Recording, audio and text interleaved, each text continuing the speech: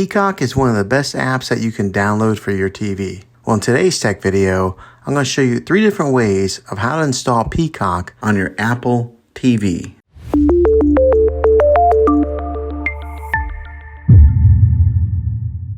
It can be really frustrating if you want to watch some of the great content that is on Peacock and you find that your TV is unable to download it. If your TV is an older model of smart TV, then it could prevent you from downloading this app.